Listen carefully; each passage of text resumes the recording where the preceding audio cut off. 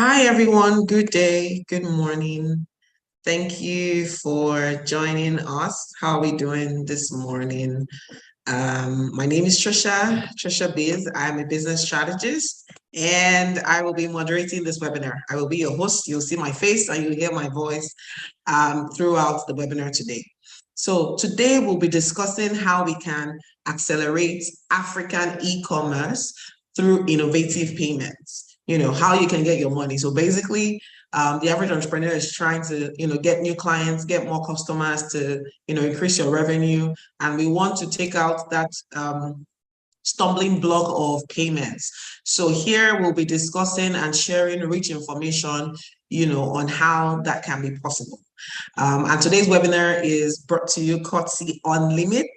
If you've never heard about them, well, I'm here to educate you. So Unlimit is a global fintech organization, and they're on a mission to deliver solutions that eliminate financial borders, enables businesses to operate both locally and internationally with ease across a couple of continents, Europe, Africa, etc. Okay, so before we get into the meat of the day, I just want to have a sense of the people that are on the webinar. So can you drop in the comments and tell me what city you are joining us from? What city are you joining from? I'm joining or I'm streaming from Lagos, Nigeria. So yeah, who's here? I see Anne from Abuja. I see Yola Victor, you're welcome. I see Afan from Lagos, Nelly Brown, Lagos. Awesome. There's people joining us from across a couple of places. If you are here and you have a friend who should be here, just send them the link and tell them to register and join us because it's going to be an insightful session. Okay, so while you're letting me know the cities you are joining from, I want to show you the lineup we have for you. So we have several seasoned experts, right, who will be discussing with us today. And throughout the discourse, we will seek to offer you practical knowledge and insights to digital businesses, okay? So we just want to ensure that you have the information to run business properly and get access to innovative payment solutions. So without further ado, I have the honor of introducing all our speakers for today. It's a lot of powerhouses in the house, okay? So our first speaker and panelist is Trevor Guth. Trevor is a director at Unlimit Africa and India. Now, Trevor is a seasoned expert in the payments and fintech industries with more than 20 years of global experience. Now, during these years, he has held senior and executive positions in multiple leading fintech and retail companies, including PayU and TFG. Now, he currently serves as Unlimit's director in Africa and India, responsible for establishing the company's business in the region and supporting Unlimit's objectives of empowering successful online entrepreneurs with revolutionary merchant and banking services. Now, our second speaker is Tomi Majekodumi. She is the co-founder / CEO of Bankly. If you never heard of Bankly, I don't know where you live in. So Tomi is a visionary leader that drives financial inclusion in Nigeria. Now, as a founder and CEO, she oversees Bankly, a technology-driven financial institution for individuals, MSMEs, and corporate organizations. Now, Bankly aims to digitize cash, simplify payments access, and reach 2 million active users by 2024. Such an ambitious vision. Now, Tomi's fintech journey began during her MBA studies in Australia and Singapore, and she has won several prestigious awards, including the Cartier Women Initiative Fellowship. Please just drop emojis in the comments. These are powerhouses that are coming to share from their wealth of experience. So you can use your virtual clap, you can do whatever it is, but just show some love to our speakers and panelists in the comments. Now, our third speaker is Mr. Michael Onyeka Ezedieche. He's the founder of Hillsoft Inc., a Nigerian professional services company specializing in information and technology services for companies of all sizes. Now, as an entrepreneur and venture capitalist, he excels in web technology and digital marketing.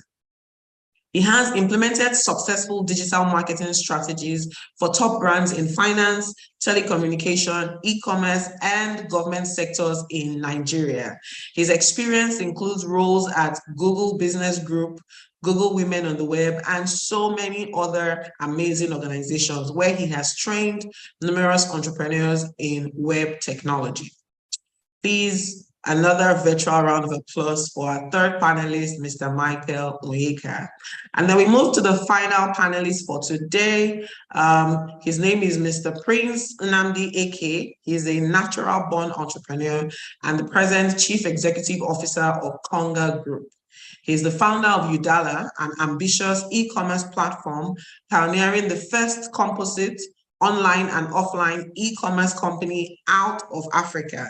Now, armed with a sharp intellect and ambitious drive, Prince Eke possesses extensive experience in business development, strategic planning, and operations. He holds a BA in economics and politics from the University of Lancaster, an MBA from Oxford University, and a certificate in international business and economics from Harvard University. Now, Prince Eke has gained widespread recognition and received numerous awards for his remarkable contributions to the Nigerian e-commerce space. This includes his feature in the March 2022 edition of Forbes Africa magazine, the Disruptive Young Entrepreneur of the Year, and so many others. Ladies and gentlemen, these are the four powerhouses that will be sharing from their wealth today with us on innovative payments. Okay, so please drop as many emojis as possible in the comments, and don't forget to share the links with your friends who are also into business and need to be in this session.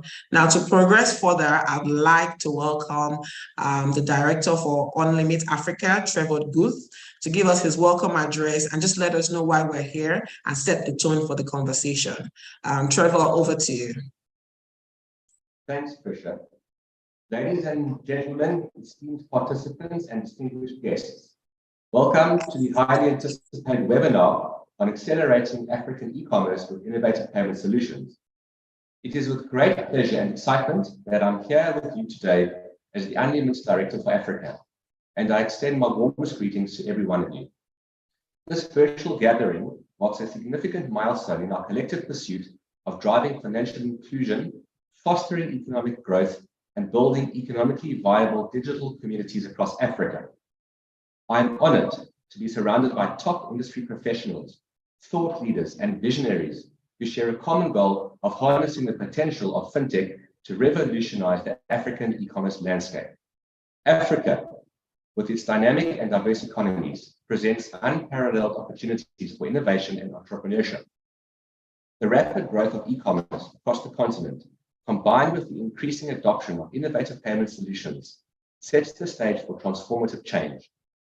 As we gather here today, it is imperative that we recognize the pivotal role these solutions play in enabling businesses to thrive in this digital era.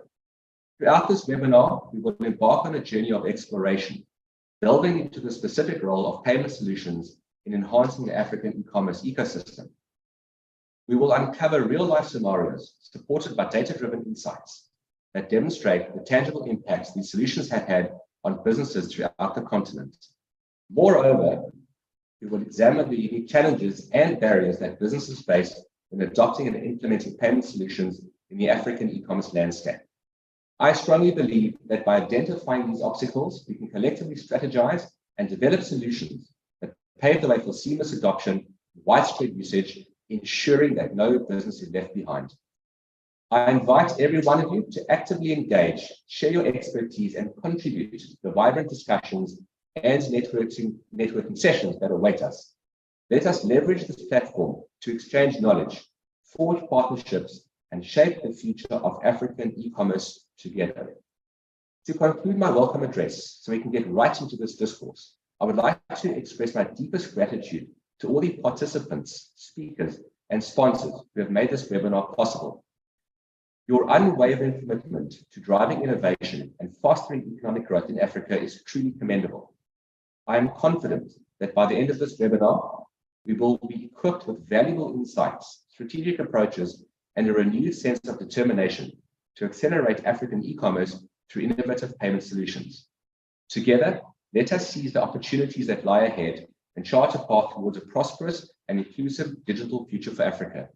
Thank you. Let the webinar commence. All right, thank you very much, Trevor.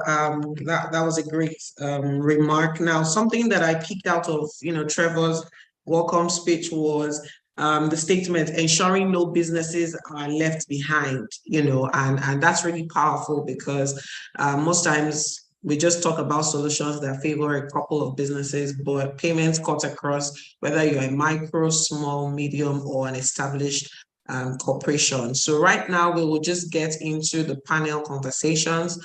If you're just joining the live stream, you're welcome. We have 4 amazing panelists who will be answering questions around innovative payment solutions. So I'll just start the questions with, we'll just start with Trevor. So Trevor would answer our first question. So Trevor, in your opinion, what barriers do African businesses face when it comes to cross-border payments, and what can they do to overcome these obstacles? Thanks, Trisha. So there's several barriers to cross-border payments in Africa, but I'm going to give you my top 3. The first one is that the cost of transactions are quite high, because if I'm in Nigeria and I want to buy, let's say, coffee beans from Ethiopia, I've got to pay in Ethiopian birr using my Nigerian naira. The problem is that there's no currency pairing. So I've got to go from naira to US dollar, that's one leg, and then from US dollar to Ethiopian birr, that's a second leg. So the cost of actually carrying out the transaction is quite high to begin with. The second point is that trust is quite a big barrier, because even if I've overcome the transaction cost problem, I'm now dealing with a foreign e-commerce website in Ethiopia. I might not have heard of it. I might not know enough information about it. So how do I actually trust enough to go ahead and make the transaction? Let's assume I've now overcome that trust problem. The final point is that the infrastructure support on the African continent is actually quite a big barrier to the cross-border business, because let's assume I go through the whole process and the payment side has been successfully taken care of. How do I get my bag of Ethiopian coffee beans to Nigeria? Are the roads good enough? Is there availability of fuel, for example? What if the truck breaks down, or the mechanics, or the spare parts? So there's quite a big ecosystem that needs to be looked at when you're talking about cross-border payments and cross-border trade. But the question is then, how do you overcome this? And Africa is a big place. There are 54 different countries, and the best approach is to take a region-wide approach. What I mean by this is that there's several small trading blocks across the continent. There's East African community, there's the SADC regions in Southern Africa, there's ECOWAS in Western Africa, for example. What these small trading blocks need to do is they need to sort themselves out internally, and then they'll all need to fit together like pieces of puzzle, and in that way we can overcome the problem of this cross-border trade. Trisha, back to you. All right, thank you very much, Trevor. I think the 2 points I wrote out there is the fact that the cost of transactions are quite high, and trust is a big barrier for businesses that are transacting in Nigeria. So I'll move to the next panelist, Tommy. I'll direct my question to you. So in your, based on your expertise and vast experience, how can payment solutions address the unique needs and challenges faced by small and medium-sized enterprises in African e-commerce? And what impact can this have on their growth and contribution to the overall economy? Thank you so much, Tricia. I think, like you said, I think one of the big things you said was that we always have solutions that only tackle a certain subset of the economy. But the largest subset, the informal sector, the real sector where the MSMEs exist, we have data that they're over 70% of us. Now, the biggest challenges they have is that their source of income is in cash. And what do I mean by that? Oftentimes when you go into the large market, from Lagos Island to Mile 12 to Oniru to wherever it is, transactions are heavily in cash. If you go into the poultry market, going to buy cows, whatever it is, the bulk of transactions is in cash. Now that creates a huge barrier between how they are also willing to pay for goods and services and the way digitization has moved on, how you want to pay for even your raw materials, or you want to pay your suppliers, and how is heavily in cash. And so one of the things payment platforms or digital banks have done is to digitize how they're accepting payment. And so you see how the advent of digital payment devices like POS terminals, or making sure that these people are now able to have a store of value, because maybe they need to even access things like credit. Now, once they're able to access a store of value, or be able to have a debit card or any kind of card, they're now able to pay digitally. Because when you then talk about those that are the informal sector, some of them are online, like the Instagram vendors online, and some of them are physical. But the way, if you see what happened in Nigeria with the cashless policy earlier this year, people who were not equipped to accept digital payment became had challenges with sales. A lot of them could not sell because there was no form to which they could accept any other form of payment except it is cash. But those who were equipped to accept other forms of payment saw sales skyrocket. So one of the things we've been doing in Bankly is to make sure that we help to digitize that process so people can have cards, so small businesses can have POS terminals. And when this happens, then you can see the scale and the growth of their business is significant, because if they can accept multi-channel payment, either it's transfer, and like we've said, peer-to-merchant transfers is a huge deal. We're seeing it grow. When you go on payment gateways, you find out that not just cards, but transfers are now accepted. And so when you find out that merchants and SMEs now have the breadth of services to accept both card transactions, accept transfers, but with minimal cost. Because one of the things Trevor mentioned, and it's critical, is that what have been that barrier that prevented people from these SMEs, because they want to sell. Every business owner wants their business to scale. So what were the barriers that prevented them from taking on this innovation in the first place? It's cost. They have low margins. So when the cost is so high, it defeats the purpose. It means that they are giving off all of their profits to middlemen. And so so it's critical to share that for us to scale and help these businesses to grow digitally, cost has to be removed as a barrier. And that's why within peer-to-merchant transfers, peer-to-merchant payment should be heavily cash, and then the cost to the merchant of card transactions should be reduced. And that's part of what we've been doing at Bankly, making sure that the cost of transaction on the POS terminal is significantly low. And when you receive peer-to-merchant, maybe someone is transferring to you, you don't have to worry about fraud or trust. Like Trevor said, you don't have to worry about fake alert. You don't have to worry whereby maybe the person transferred the money to you, and then after you've given them the goods, the money seems to be fake. So those are the things we're solving for, so that if businesses can grow 2 times, 3 times, and can scale, then we can see improvement in the community, we can see improvement in the economy, and we can actually also see that some of these e-commerce services will be valuable to them at the minimal cost it is right now.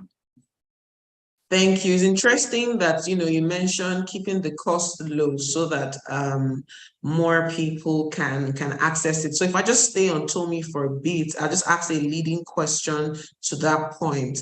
And the question is, how do you see innovative payment solutions contributing to improving the quality of life for the underserved communities in Africa, particularly in the context of African e-commerce?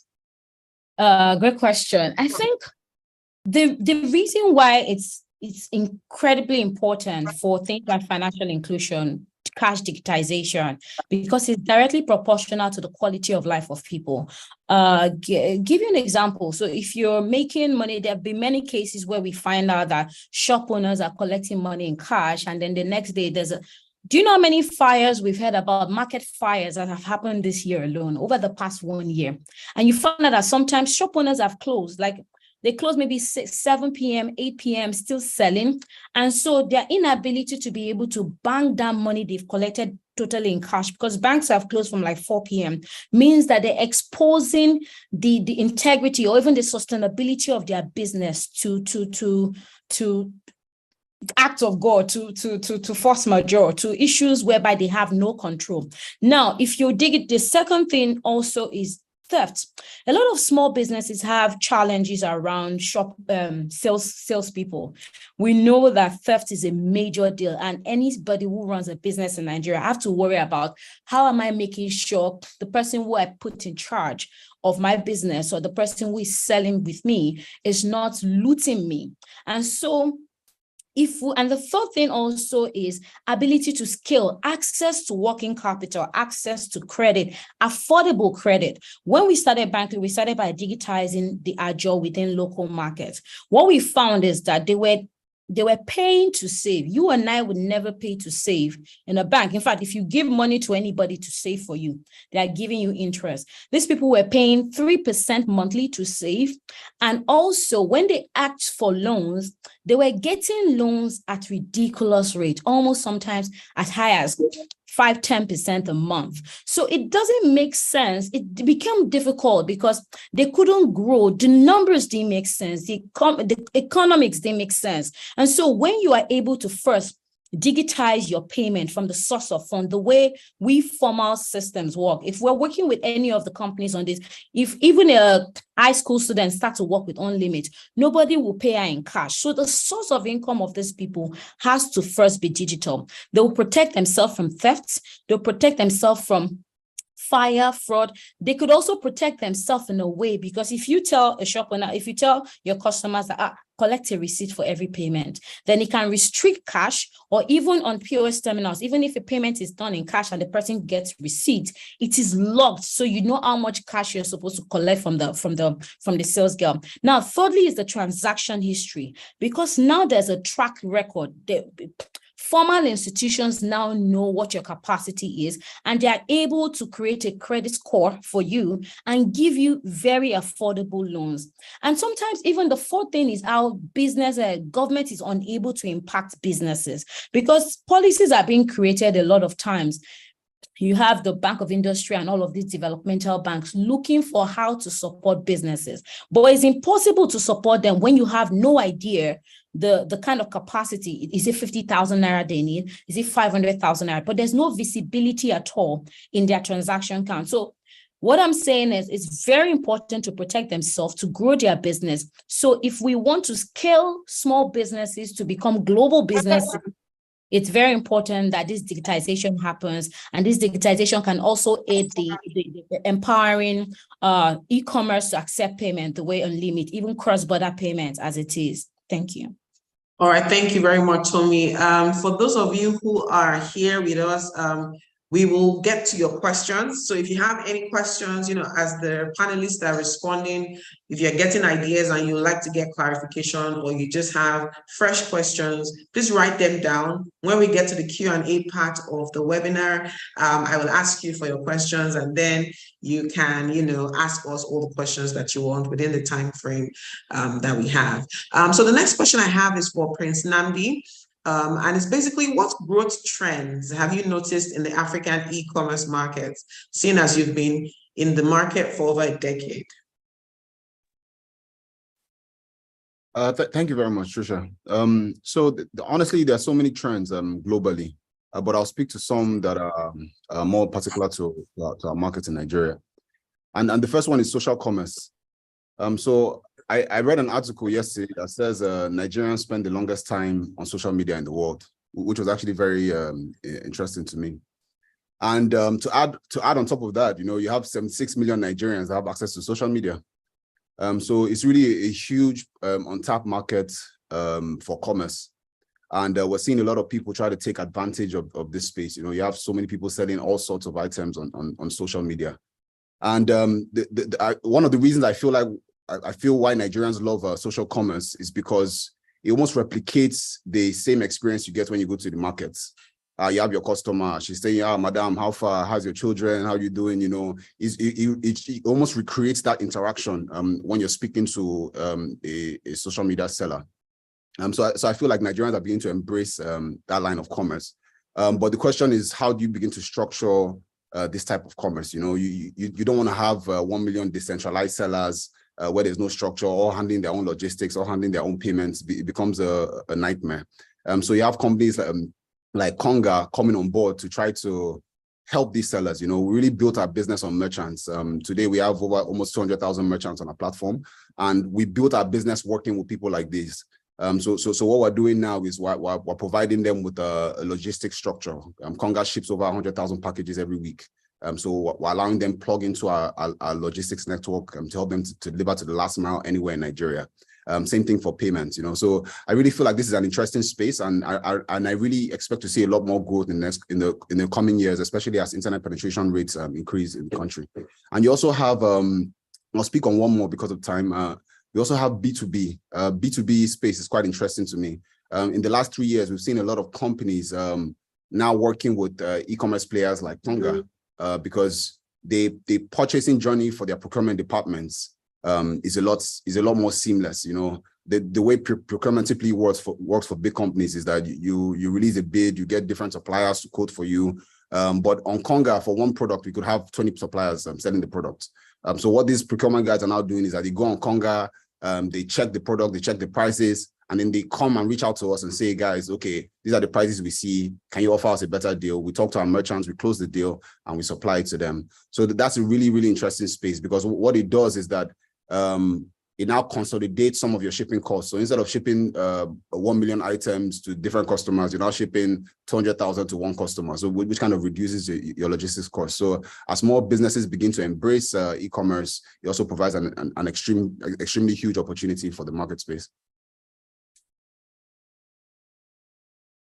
Okay, thank you very much. So seeing as you've experienced all sorts of models, processes, people doing Conga, can you share your insights on how you've navigated challenges such as securing dependable payment gateways, addressing consumer skepticism towards online shopping, and what solutions have you found that best suited your business and other businesses on this call can take away and begin to implement? Yeah, so I mean, it was always a challenge, payments, until really recent times. When we started Conga, majority of our deliveries were done on cash on delivery. And like you said, it's a nightmare handling cash, both as a small business and as a larger organization. There's just way too many involved with handling cash. So sometime in 2014, we began to explore more digital platforms. But at that early stage in the tech industry, the gateways were not very reliable. At that point in time, we're seeing almost 80% failure on the payment gateways. Now, as a business, if you have a customer that's trying to buy your products, the worst thing that you can hear is that my customer can't pay. This is a customer that is willing to give you money, but they can't give you the money because of issues with payment. So it's really a nightmare for any business, regardless of what you do. So in 2016, we decided to take the bull by the horn and go into the fintech space ourselves, which is when we launched Conga Pay, 2016. And what that did is that it allowed us to have a lot more control on the front end of the gateway. And we decided to lay out several products on top of our gateway. So initially it was just card payments, but like Tommy said, bank transfers became really popular in recent times. You have USSD payments, it's beginning to offer a whole suite of payments to the customer so that regardless of where you have your cash, you're able to pay. And in the future, we're even exploring, if the CBN agrees with us, we're exploring things like blockchain payments, being able to pay with cryptocurrencies, whether these are stable coins or more volatile cryptocurrencies. Because the idea is that if I have money and I want to pay for a product, regardless of where my money is sitting in fiat, in crypto, whatever digital currency, I'm able to pay for that product and get value after I pay for that product. So I really expect to see a lot more innovation in the space in the coming years. A lot of focus in fintech has really been around like the retail end. But I expect to see a lot more innovation on the back end of fintech in terms of switching and processing transactions. Thank you very much. That was a lot. And as business owners on this call, we can attest to the fact that so many customers, they just want to stick to POD, pay on delivery, and that's not effective when trying to scale a business. So I'll move to Mr. Michael. Being a digital marketing specialist, how do you see the role of data and analytics in understanding buyer behavior, regarding payment preferences? So how do we know what our buyers are really looking to do? How do we know what payment solutions or preferences they have? And how can we leverage data-driven insights to align with customer expectations? Okay, thank you. So looking at the trend for the past like 5 to 6 years now, analytics play a very key role in terms of helping individuals, businesses to make a perfect decision about their businesses. We have implemented a lot of campaign in the past, and we found out that buyers getting to the payment platform, their cards are always failing. And because of that continuous card issues, we noticed from the analytics that most payments or most transactions are not completed. And going further, these buyers can send a message to the sellers of this product that, do you know what, can we pay you offline? And when we dig deep into that, we notice that most of these individuals, they don't like completing transactions online. And sometimes most of them are not like technology savvy in terms of using the payment platforms online. So, and looking at the statistics, we find out that one, there was issue of trust, and they are skeptical in terms of making that payment. And because of that, we had to start introducing or telling some of our businesses that we consult for, do you know what, let's find a way to build a solution whereby these buyers can have trust in what they are doing online.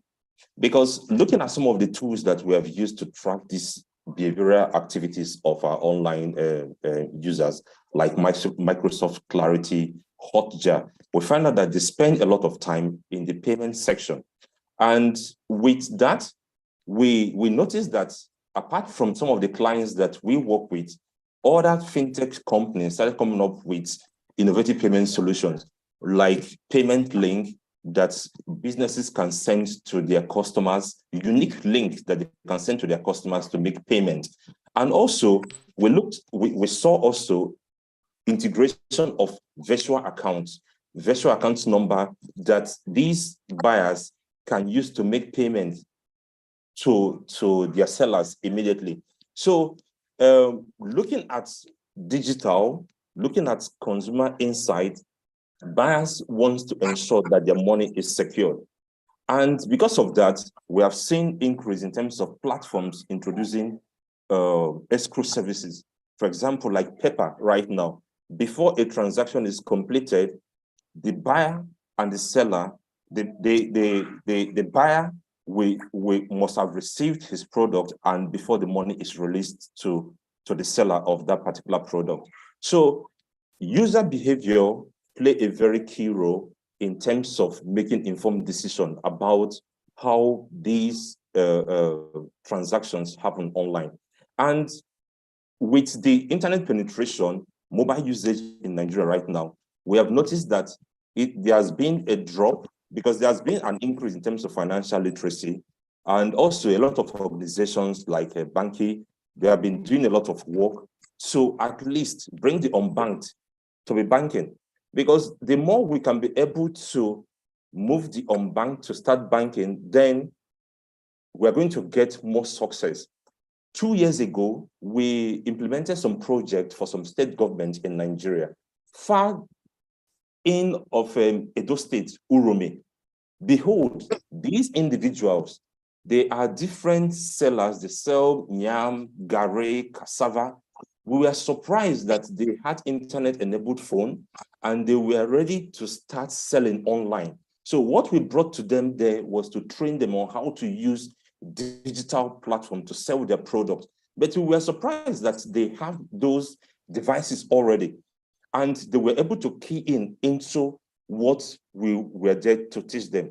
And one of the things that surprised us a lot was that When we started teaching them on how they can sell their products to Lagos, they were so excited. They were just shouting. So I can sell my product to somebody in Lagos or in Abuja. And behold, this also helped them to now move from that particular position to even exporting some of their products to Spain, to US, outside the country, bringing into consideration cross-border transaction. So data play a very key role in terms of the success of e-commerce transaction in Nigeria. And as long as we have a lot of fintech brands that are developing innovative payment solutions, giving different payment options to these customers, e-commerce transaction in Nigeria, in Africa, will continue to grow. All right, thank you very much, sir. I will come back to Trevor with this question. So do you think payment solutions can help reduce Africa's dependence on cash? You know, because President spoke about pay on delivery, Tommy spoke about cash dependency. So what do you think? So do you think there are solutions that can help reduce our dependence on cash? And if so, what elements are most important to enabling more digital payments? Thanks, Trisha. Yes, payment solutions can definitely help reduce Africa's dependence on cash. Now, the question that you asked is, what are the important enabling elements? I'm going to give you a few. First of them is the ease of conversion. How easy is it for people to actually go and take the physical cash and convert it into a digital wallet or a particular digital payment method?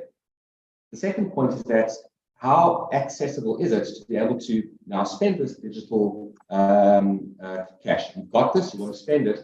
Are there enough e-commerce or online websites that are going to actually be able to accept your digital payment solutions? What about physical shops? If you now want to walk into a physical store where you had historically paid cash, you've now got a form of digital payment and you want to make the payment, is this physical retail store going to be able to accept your form of digital payment? Another important point in this, I raised this previously and all the other speakers have raised this too, again, is the idea of trust. I'm used to having physical cash notes in my hand, it's tangible. If I've not got my mobile phone, it's intangible, and the digital currency, the digital cash is on that phone, I can't see it. So it's also something that particularly the older generation or people who aren't tech savvy need to get their head around, that I can still go ahead and process a payment without having physical cash in my hand, but through this device. Another important element that we need to think about, which is an enabler of the move away from cash dependency, is the supporting technology element. And by this, if I talk about something as simple as mobile phone coverage, what happens if you go to an area where there's no mobile phone reception? All of a sudden, I've got everything on here, but there's no reception. I can't actually use the device to make a payment. So it then raises the question, well, even if I can get these digital payment methods and get cash into the system, should I still keep an element of cash on just in case? And let me give you an example of what I saw when I was in Rwanda. So in Rwanda, there are e-commerce companies that have overcome the trust problem by saying, we will allow you to make payments on delivery. So you order online, you don't have to pay there and then. You allow the goods to be delivered to your front door. Now the person arrives, they've got a mobile point-of-sale device. You want to take your card and tap or swipe your card, but there's no reception. Now what are you going to do? So you also need the technology around it and the infrastructure, the mobile phone network infrastructure, and indeed the handheld devices, long battery life, for example, to be able to be there to enable the switch into digital payment methods. The second last point, the second last enabler is also the idea of incentives. We need to drive customer behavior away from cash and towards digital payments, because people are still very cash dependent. The question is, what if people don't want to move away from cash? Why should they move away from cash? It's what they know, it's what they've grown up with, it's what they trust. There's no issues of not being able to make payment. The issues that I've highlighted above, they don't exist. So why would we, or how can we encourage people to actually want to move away from cash and to be able to accept the ability to make digital payments? I mean, you need to think about the right type of incentive to drive the customer behavior in this regard. And then the final point is always to get the government support and input in the form of policy changes, which will encourage people to use and encourage businesses to accept digital payments. And to me, these are just a summary of some of the key important enabling elements we could use to reduce cash dependency in Africa and allow people to migrate more rapidly to digital payment methods? Thanks.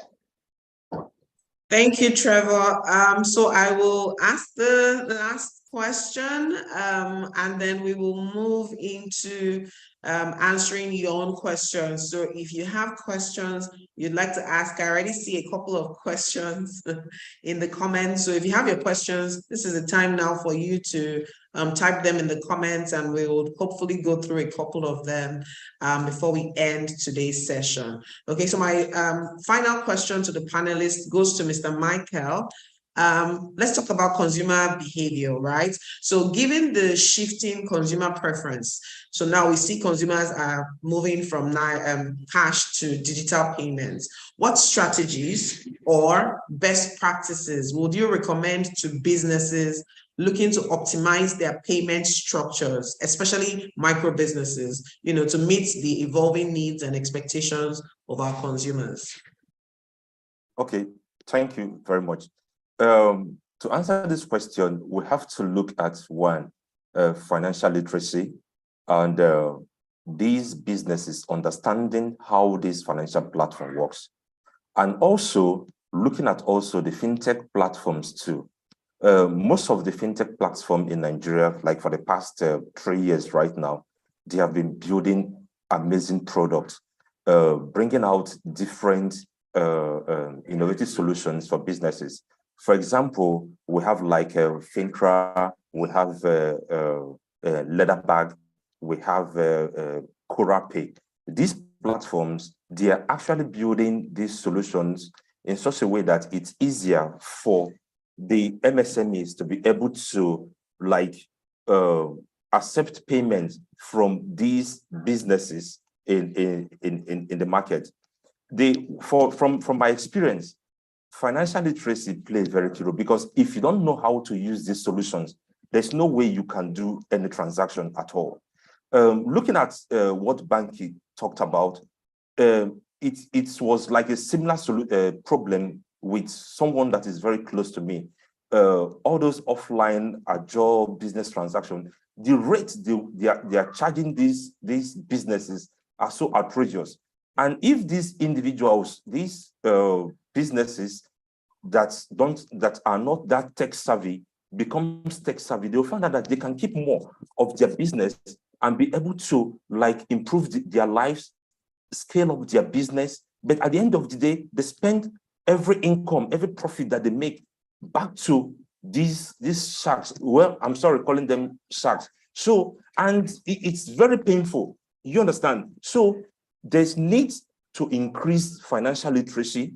If possible, a school for academy for MSMEs in Nigeria across the whole state, for businesses in Awushi, far in different villages.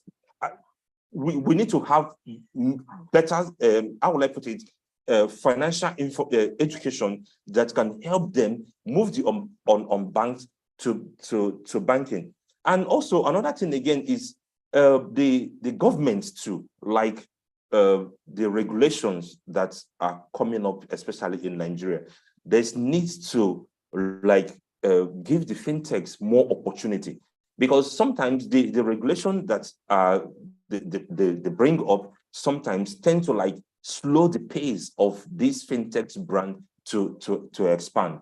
And secondly, cross-border transactions. There are individuals in Nigeria here that do transactions in Asia, far other, like in China, Hong Kong, different parts of the world. There's need for more fintech brands in Nigeria to create more innovative solutions. And I believe that is what Unlimited is working on addressing. You understand? Like you will see individuals that they will say, my product is coming from China. And these individuals, when you look at them very well, some of them, they don't have much educational knowledge. Like some of them they didn't even complete their education in school, but they are aware of how can they bring in product from China? How can they pay? So there's need to have more innovative payment platform that can ease cross-border transaction between the African country and also beyond the African country, like Asia. Thank you. All right. Thank you very much. Thank you to our panelists. That was power packed. I have a notebook full, just jotting points that will be useful for my business and for the businesses that I'm privileged to train or mentor. So we'll be going into Q&A now. So like I said earlier, if you have questions, please drop them in the comments. We have a couple of questions. We'll just pick a couple and then answer those. So I will throw the first question to Prince. It's a question on Conga Pay. So the question is, hang on, let me quickly find. Since the introduction of Conga Pay in 2016, how has Conga been able to address incessant failed transactions due to network failure? Yeah, that's a very interesting question, because like I mentioned before we launched Conga Pay, we had about 80% failure. And then we brought that down to, within the first year, we brought that down to about 50%. And then subsequently, it kept reducing. Now it's between 10 to 15%. So, I mean, that's significant progress from when we started. But it's all around operations in fintech is extremely critical. And that's a part of fintech that a lot of people don't pay attention to, A lot of people just look at the front end. Okay, this is an app or this is a gateway. What happens behind that gateway is extremely critical. So what we did, and we're really one of the first to really do this, because at that time, nobody was processing the kind of transactions that Conga was processing online. So this was really a new space that we kind of just carved out, So we had to be very innovative at the way we handled transactions. So what we started doing is, before we relied on one switching platform, which was InterSwitch. But what we did is we started to layer other switching services on the back end. So what will happen is, if one switching platform is down, we'll just route the customer to another switching platform that processes the transaction. So what that does is that it significantly reduces the failure rates. Also, we started to add other options. Initially, it was just card payments online. Then we started to add USSD, we started to add bank transfer, and so on and so forth. And then, of course, eventually we launched our Conga Pay wallet. So we allow customers just keep money in their wallet and then process the transactions through that. So as we started to add all these different features onto our payment gateway, we started to see a significant reduction in the failure rates. Okay, so if I stay with you, another question, what is the most used payment gateway for Conga Pay? Is it the app, USSD, or transfer? And how well has that done? That is from Joseph. When he says the app, I'm assuming it probably means card. Yeah, card. I think that's card, yes. Yes, so it's still card for us. Card still sits at about 40% of our payments. I guess it's because of the ease, you just simply type in your card number and you process your transaction. However, in the last year, we've seen a significant jump in payments that are done through transfer, especially with the CBN cash policy around earlier in Q1 of this year. We started to notice that a lot more people were opening wallets with fintech platforms, including Conga Pay, and they were just doing transfers through that platform.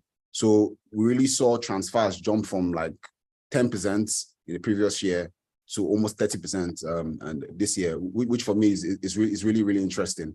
But what that means is that we're achieving some progress in terms of financial inclusion. People are more willing to download a fintech app and pay through that platform. However, another reason I see that people do transfers is because there's still a trust element around giving somebody your card information. But I guess that's around financial literacy, because if you understand the way those transactions are processed, all the data is hashed, so there's no real risk in putting your card information. But a lot of people don't still understand that.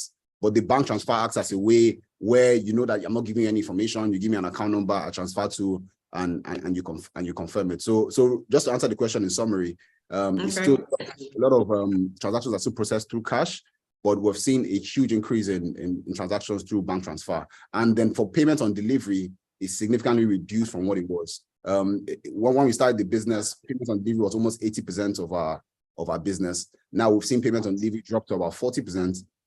However, payment on delivery has dropped to about 60%. However, payments through cash have dropped to about 10%. which for us is significant progress from when we initially started. All right, thank you very much. So I will ask this question to Tommy. I'm just going to merge two questions for you. So the first is from Abiodun. So how do you see innovative payment solutions contributing to improving the quality of life for underserved? We kind of touched on this. So if there's any other thing you want to add, that's fine. But I will just also add Nicole's question. So it's the same question.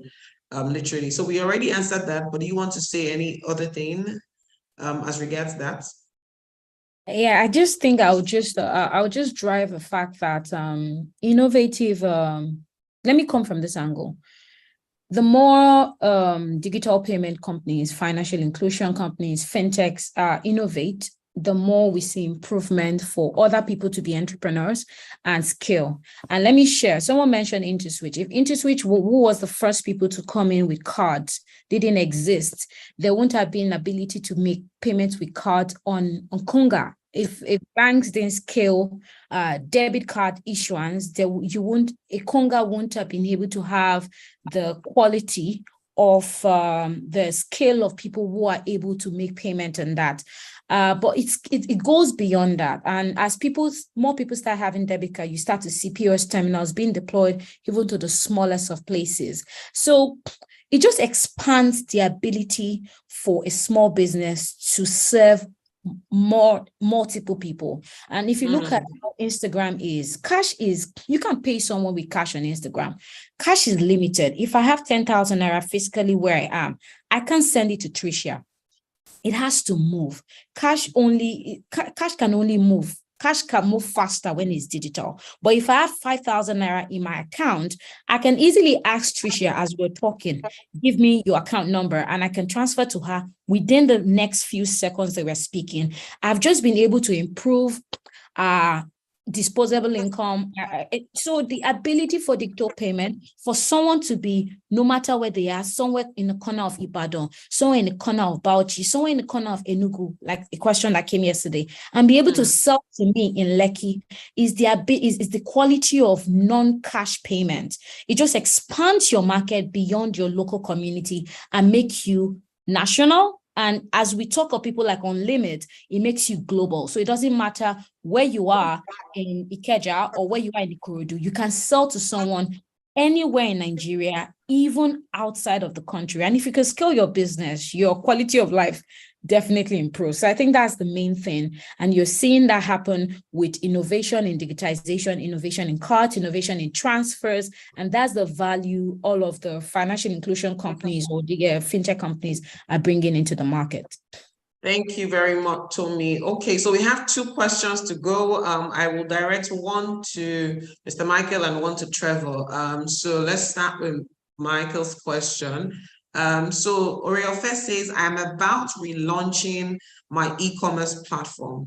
Do you encourage payment before delivery or continue with payment on delivery? And if Prince wants to hop in as well, after Mr. Michael shares, you can also share your own response. Thank you.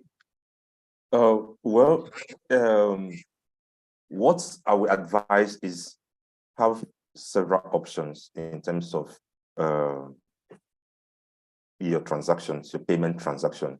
Because one, if you offer payment on delivery, that is fine. Payment before delivery is fine. But you have to look at the trust issue, and you can actually solve that by integrating an escrow services on your platform. You can tap into API for already existing escrow services companies on your platform. However, this is going to really help. Then also another thing again that I did not talk about is credibility and visibility. One thing about Nigerians is that when they want to do transactions with you, they want to confirm if you're a legitimate company. And the first thing, some of the things they will do is they can type the name of your company and type Nairaland. And when they type it, they will check to know if somebody has reported you on Nairaland before. Each and every one of us, we are aware of Nairaland. And if that has happened, they will not do any transaction with you. They will just say goodbye. You understand? So there's need for companies to have strong online presence, strong online reputation management system put in place, PRO, so that it's not just a ghost setting up an e-commerce website and people are scared. If I send money to this person now, are you sure I'm going to get my money back? So there's need to build trust on the digital platform. Thank you. All right, thank you very much. And I will direct the next question to Trevor. So Akoma is asking, there are several payment limitations that African businesses face. How can the services that Unlimit offers bridge that gap? Thanks. All right, so there are a couple of things to do. The first thing is that we would want to identify what is the gap or what is the limitation. We would then also need to consider, why is there a gap in the market? Why is it a gap that has not been closed? How long has the gap been there for? Is it a new gap or a new limitation because of the recent technological developments and therefore the problem only arose now? Or is it something that's been there for so long and maybe it's not able to be solved? We would also want to identify the gap or a limitation and determine that it's something that we would want to solve or we could solve. We would then work with local stakeholders and work together to solve the problem to arrive at the optimal solution. Also, we might also have solved this problem previously in any one of the other global countries in which we operate in. And this is what we would bring to Africa and as a global innovative payments company. So we are aware that in all the countries that we operate in, we're always going to be gaps and limitations all the time.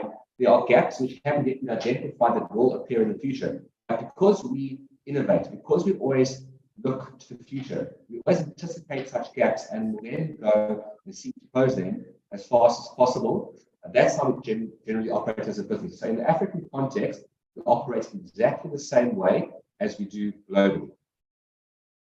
All right. Thank you very much, Trevor. So we have 1 minute to squeeze in one last question. The question is open to either Tomi or Prince Namdi, or either of you can respond or both. So Morakinyo is asking, what are the common cyber fraud you have experienced doing payments on your platforms, and how can we deal with those? Okay. All right. Okay. Let me go in and then I'll leave it for you. So cyber fraud is very dynamic. It keeps changing. People that are fraudsters get extremely intelligent in terms of how they try to exploit any vulnerability in your platform. So in the past, is really trying to hack your core platform. Now, a lot of fintech platforms have built their platforms on core banking applications that have a lot of what you call microservices connected through APIs. So now they are just attacking these APIs, which is actually quite easy to do. So it's really just trying to stay up to date in terms of what's going on. Every fintech company should have a very strong security team, because in the last year, we've seen so many fintech companies get hacked. There are a lot of things we see in the back end that a lot of consumers don't see. But this is a growing concern. And I know that the CBN is actually taking this very, very seriously, because if you look at the transaction volumes that goes to a lot of fintech companies, it's really massive. I mean, mobile money alone is about 32 trillion in the last year. So there needs to be a lot more focus on cybersecurity. But I'm really optimistic in terms of fintech companies adopting a lot more secure or taking security a lot more seriously, and because you need to do that in order to protect customers' funds. Yeah. Thank you.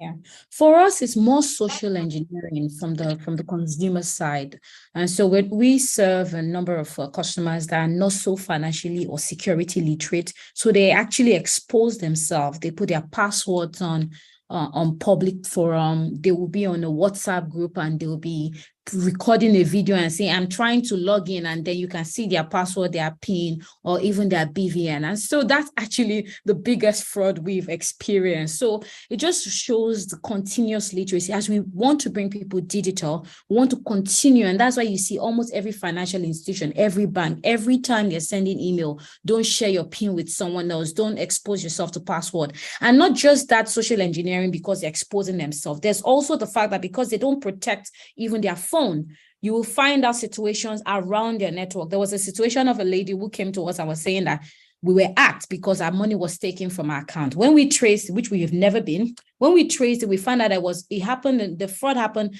on our device in the same location. So we knew that if someone, it happened on your phone, the transaction happened on your phone. So that means someone had access to your phone password, had access into your account password, had access to your transaction PIN.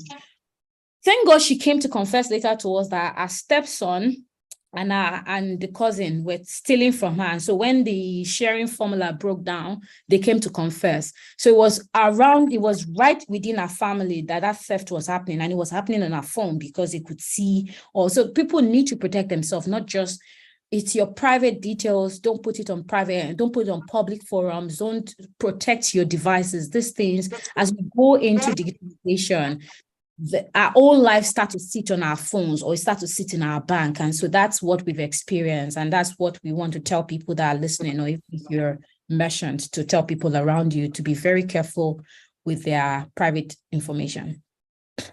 All right, thank you, everyone. Be careful with your private information. Be careful the websites that you throw your passwords on, etc. And just be careful that nobody's looking over your back as you are typing in your PIN or any of those private information. So we're slowly getting to the end of this webinar. You all have been fabulous. You all have stayed till the end. Like, I've been looking at the participants. It's the same number, like, nobody's dropping off. Fantastic. So I want to end the Q&A session with a question to our host, Trevor. So this question is from Oluwase Fumi, who's asking, how extensive is Unlimit's payment reach? What countries are supported on the platform? Great, thanks for that question. So our reach is extensive. We're a global company, so we operate and process payments globally. We've got in excess of 1,000 different payment methods. We operate from 16 offices globally, and we will be expanding all the time. So I hope that answers your question for you. Yes, I think that has. Thank you very much, Treasure. So I want to say a big thank you to all our panelists. Trevor, the director on Unlimit Africa and India, thank you very much. Thank you, Tommy. Tommy is the co-founder and CEO of Bankly. We appreciate your insights. Thank you, Mr. Michael Onyeka. He is the founder of Hillsoft Inc. And the last but not the least, thank you, Prince Namdi, who is the present Chief Executive Officer of Konga Group. We appreciate your insights. And I do hope that, everybody listening has taken, just lessons and learnings on, how you can improve payments for your customers. Now we'll end with this comment from Oluseyi, who says, it is worthy of note that digital payments has really improved this year. The meat seller in the market, the taxi driver, the hairdresser, and many more now accept bank transfers. And some roadside grocery stores even have POS terminals. So we hope to see more improvements as people are moving from unbanked to banked and from banked to digital payments. So I do hope that this webinar was valuable for you all. Please let us know in the comments. Just tell us one line. How has the webinar been? One line, one statement, one word. Tell us, how has it been so far? And please thank our panelists, and a big thank you to our host, Unlimit. If you were not here earlier, I was explaining about Unlimit. So Unlimit is basically here. They're a global fintech organization, and they're on a mission to deliver solutions that eliminate financial borders. They are here to enable businesses operate both locally and internationally. So if you like to, just know more about Unlimit, all you have to do is follow them on social media. Okay, go on Instagram, type @Unlimit. It is UNLIMIT. And just hit follow. And last favor I have to ask of you all, take a screen grab of this webinar room session and post online, and just tell people that you had an amazing time with Unlimit and you've learned some new ideas as regards innovative payment solutions. All right, so thank you all for attending. Thank you to our panelists. Have a fantastic morning and a good day afterwards. Bye. Thank you. Bye-bye.